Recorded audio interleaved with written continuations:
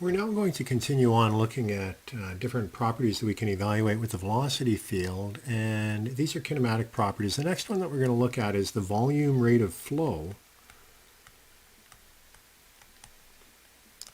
And this is something that we will use quite often in fluid mechanics, and so we often denote volumetric flow rate or volume flow, Q, and then sometimes we put an over dot to denote rates.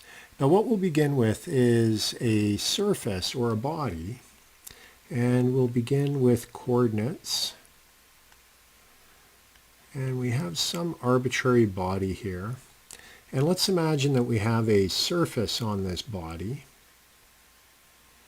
And this surface, what we're going to do, we're going to draw a unit normal vector.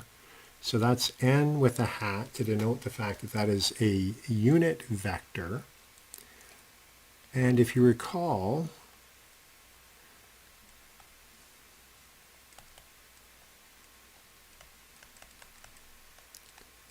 if it is a unit vector and we take the magnitude of a unit vector, that will be equal to 1.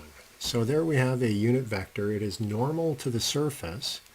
And let's then imagine that we have some velocity vector v that is leaving the surface, but it is not in the same direction as the unit normal. And what we will do is we will specify the angle between the unit vector and v as being theta. And this particular area that we're looking at, we'll call that dA. And this is over a larger surface S. So this is basically a body with fluid leaving or entering. So it's some arbitrary body. We could have fluid coming in or leaving.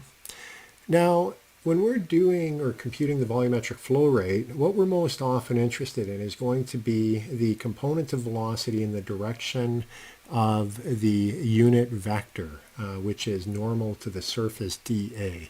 So we're usually interested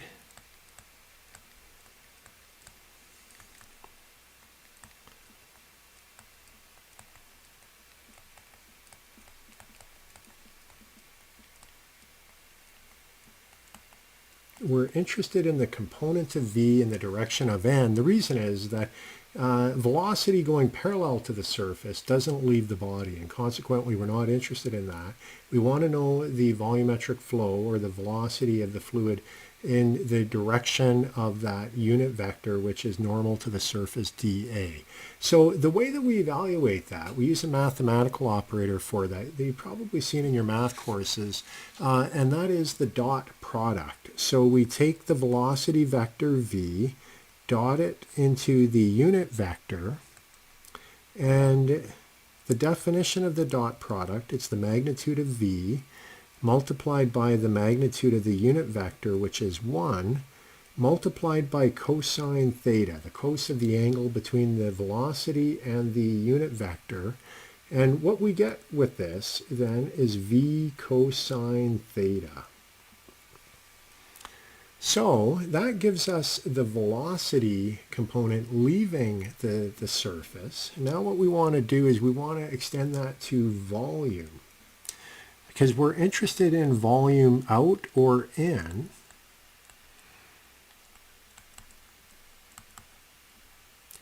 So we will look at delta V out or delta V in. And so what we're going to do, we're going to take a look at another area. So we'll call that dA. And let's assume that there's some unit vector n. And if we have some velocity here, What we are most interested in is going to be the component of the velocity in the direction of that unit vector.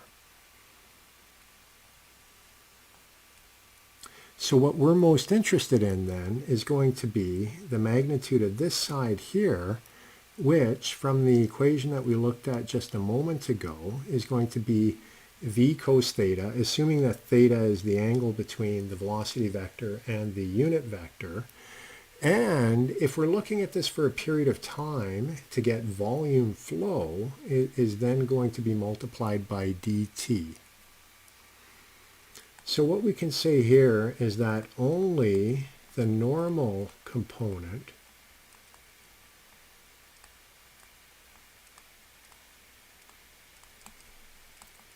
flows in or out.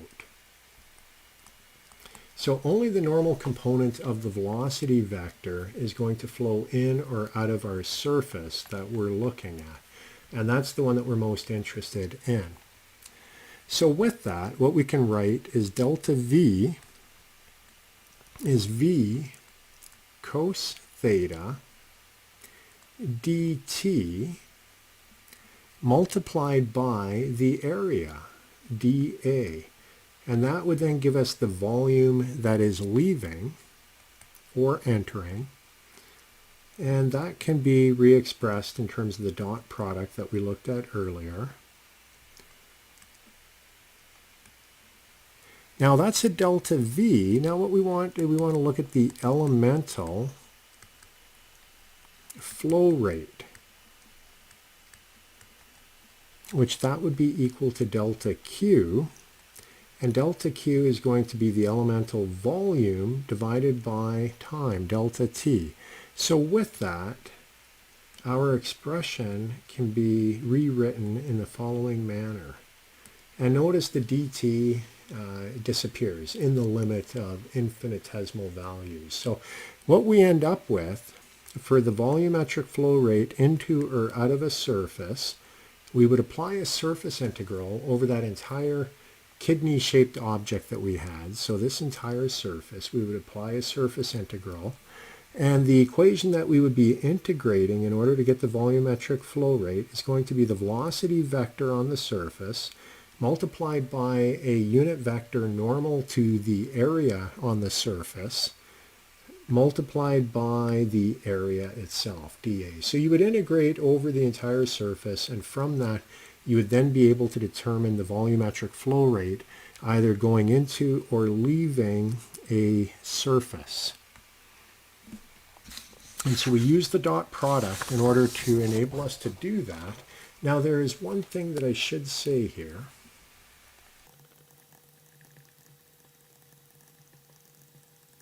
And the thing that I should say is that in our studies, we will use the convention of n pointing outwards. N will always be pointing outwards. And so what does that mean? What that means is flow out of a surface is positive and flow in is negative. And that results due to the dot product that we had. We had the V dot N. And as a result of that, if N is always pointing outwards from a surface,